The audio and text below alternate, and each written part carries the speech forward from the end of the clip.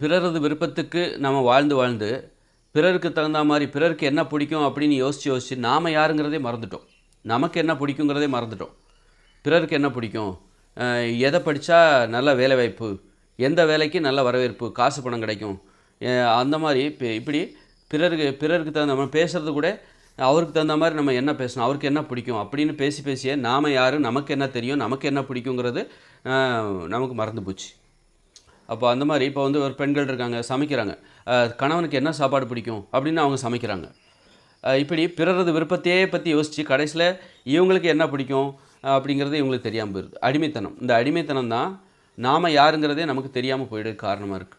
பிறருக்கு என்ன பிடிக்கும், அவங்களுக்கு இதான் பிடிக்கும், சொக்கு தொக்கு எனக்கு பிடிக்காது, எனக்கு நான்வெஜ் பிடிக்காது, அவருக்காக தான் நான் சமைக்கிறேன் அப்படிங்கிறது. அதுபோல் ஒரு ஆண் வந்து எனக்கு வந்து நான்வெஜ் பிடிக்காது, அவளுக்காக தான், என் பொண்டாட்டிக்காக தான் வாங்கிட்டு போகிறேன். இப்படி பிறரது விருப்பத்துக்காகவே நீங்கள் வந்து யோசிக்கிறது, இந்த மாதிரி வாழும்போது நாம் யாருங்கிறது நமக்கு மறந்து போயிடுது. பிறருக்கு பிடித்த மாதிரியே வாழ முயற்சி பண்ணுறது, நமக்கு பிடிச்ச மாதிரி வாழாமல் பிறருக்கு பிடிச்சது என்னது அதை பற்றியே யோசிக்கிறது. அதனால தான் வந்து நமக்கு வந்து நாம் யாருங்கிறது தெரியாமல் போயிடுது. அதனால் முதல்ல வந்து நாமளாக இருக்கணும், அதில் உறுதியாக இருங்க. அது ரொம்ப சாதாரண விஷயமே கிடையாது. அது மாதிரி ஒரு பெண்ணு வந்து மற்றவங்களுக்கு என்ன பிடிக்கும்னு நீ ஏன் யோசிக்கிற, உனக்கு தேவையான சாப்பாடை நீ சமைச்சிக்கோ. அதுபோல் ஒரு ஆண் வந்து என்ன பண்ணுறோம், உனக்கு தேவையான சாப்பாடை நீ சமைச்சிக்கோ. வீட்டிலேருந்து தான் ஆரம்பிக்குது. உன்னுடைய வாழ்க்கையை நீ வாழ்வணும். உனக்கு விருப்பத்துக்கு உன்னை பற்றி நீ யோசிக்கணும்னா அது வீட்டிலேருந்து தான் ஆரம்பிக்கணும். அது சாதாரண விஷயமே கிடையாது. அப்போது உன்னுடைய உணவை நீ தான் யோசிக்கணும். என்ன சாப்பிட்லான்னு நீ யோசி. அடுத்தவங்களை யோசிக்கக்கூடாது, அடுத்தவங்க யோசிக்கணும்னு கட்டாயப்படுத்தக்கூடாது.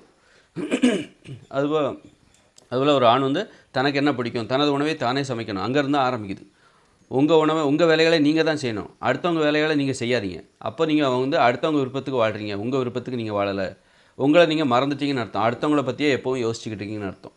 அப்படி யோசிக்கிறவங்க அவங்க வாழ்க்கை வாழ முடியாது. அடுத்தவங்களுக்காக தான் அவங்க தான் அடிமைகள் அப்படின்னு அர்த்தம். அப்போ ஆண்கள் வந்து பெண்கள் வேலைக்கு போகாமல் வீட்டிலே உட்கார வச்சுட்டு தனக்காக தனது தேவை பற்றி தனது மனைவியை சிந்திக்குமாறு நிர்பந்திப்பது, இதுவும் வந்து அவளுக்கு என்ன பிடிக்கும். அதுபோல் இப்போ ஒரு பெண் தனக்கு அடிமையாக இருக்கணும், தனது மனைவி தனக்கு அடிமையாக இருக்கணும் அப்படின்னா இவன் என்ன பண்ணுவான், தனது மனைவிக்கு என்ன பிடிக்கும், அவளுக்கு வந்து பட்டுப்புடவை பிடிக்கும், அவளுக்கு வந்து இப்போ இந்த மாதிரி பஜ்ஜி போண்டா கடையிலேருந்து இது மாதிரி வாங்கிட்டு போனால் பிடிக்கும், இப்படி அவளை பற்றியே யோசிக்கிறது. காரணம் என்னென்னா அவளை அடிமையாக்கி வச்சுருக்கிறான். ஒரு அடிமையை எப்படி சந்தோஷப்படுத்துவது, அவகிட்ட அப்போ தான் அவள் தன்னுடைய வேலையெல்லாம் செய்வாள், தனது துணிகளெல்லாம் துவைச்சி போடுவாள்.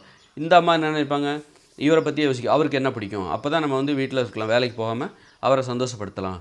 அவருக்கு என்ன பிடிக்கும், அவருக்கு துணியெல்லாம் அயன் பண்ணி வச்சிடணும், அதான் ரொம்ப பிடிக்கும். அவர் வீட்டை நீட்டாக வச்சுக்கணும், அவருக்கு இந்த மாதிரி காலையில் எழுந்தோடனே ஒரு காஃபி போட்டு கொடுத்துடணும், இதெல்லாம் அவருக்கு ரொம்ப பிடிக்கும். மொறு தோசை அவருக்கு ரொம்ப பிடிக்கும், சிக்கன் பிரியாணி, எப்படி அவரை பற்றியே இவருங்க யோசிக்கிறது. இவர் என்னடான்னா அந்த அம்மா இந்த மாதிரி அடிமையாக இருக்கிற தனது மனைவி, அப்போ அவளுக்கு என்ன பிடிக்கும்னு இவர் யோசிக்கிறார், நகையை வாங்கி கொடுக்கலாமா அப்படின்னு இவர் யோசிச்சுட்டு இருப்பார்.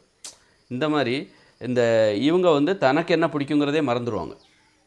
தனக்கு என்ன பிடிக்குங்கிறதே மறந்துட்டு அடுத்தவங்களுக்கு என்ன, இப்படி தான் வந்து தனது வாழ்க்கையை மறந்தே போய் விடுவார்கள். தான் யார் என்பதே மறந்து விடுவார்கள். சுய சிந்தனைங்கிறது இல்லாமல் போயிடும்.